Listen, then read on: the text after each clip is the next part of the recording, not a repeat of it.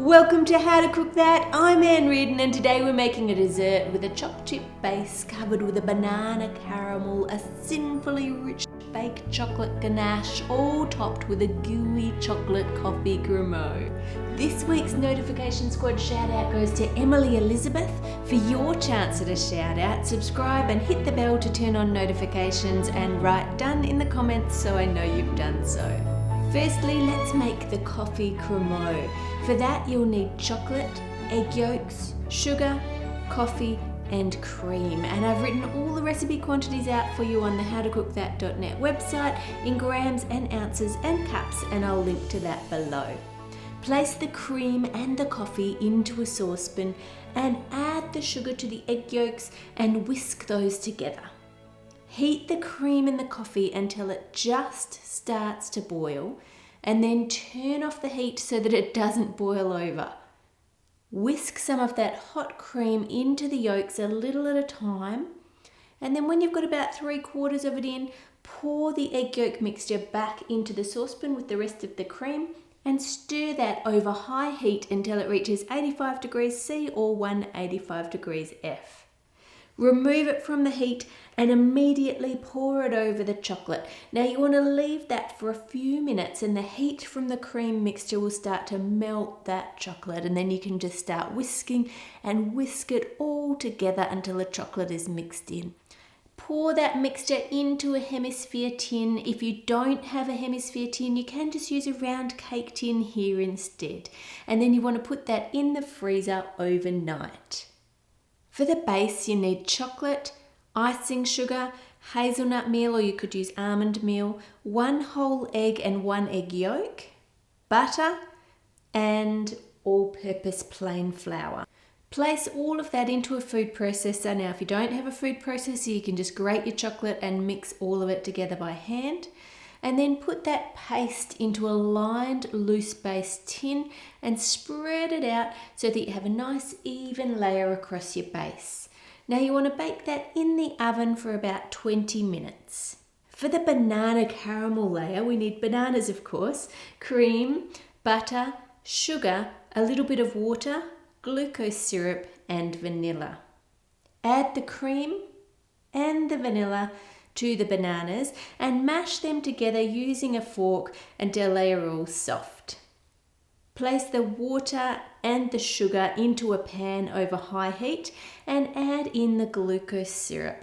Glucose syrup just helps stop the sugar in the caramel from crystallizing, and you can replace this with corn syrup if you can't get glucose syrup where you are. Let that boil unstirred, and when it gets hot enough, you'll see it starts to turn brown. Grab your banana, and as soon as you see the caramel colour spread over the whole pan, tip it in straight away. If you leave it any longer, you'll get a burnt flavour to your caramel, and we obviously don't want that. Stir in the banana and the cream. Now that caramel will clump because of the cold banana, but as soon as the banana starts to heat up, it will melt again into it. So keep stirring it over the heat until it's all melted in. Add in your butter and stir that through.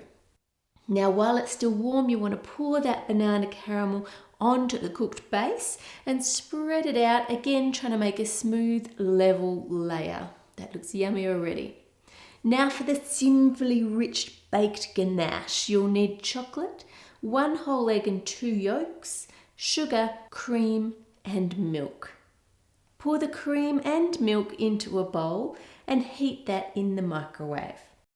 Whisk together the eggs and the sugar, and then while whisking, add that to the hot cream and pour in your chocolate.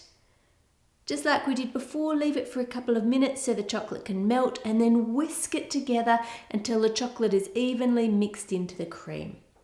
Pour that over the banana caramel, and then we want to bake this in a slow oven for just under 2 hours. When it's ready, it will look like this. It's set, but it still has a slight wobble in the middle. Allow that to cool in the fridge, then run a knife around the outside and remove the sides of the tin. Take the cremeux out of the freezer and rest it in some hot water until you can see it comes loose. That won't take long. Tip it out onto some baking paper and then place it on top of the dessert.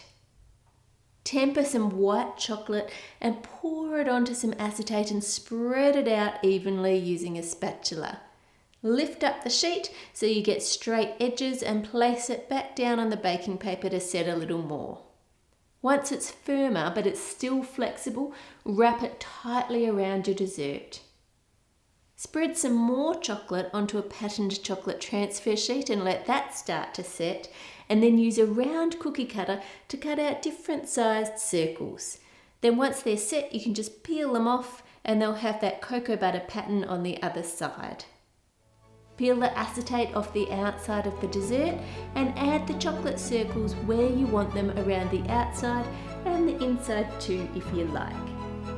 And you're ready to slice and eat. Yum! Look at that gooey coffee cremeux. It just tastes amazing. Subscribe to How to Cook That for more crazy sweet creations. Click here for some more indulgent dessert recipes. Check out Chocolate Wonder Woman here and click here for the latest video. Make it a great week and I'll see you on Friday.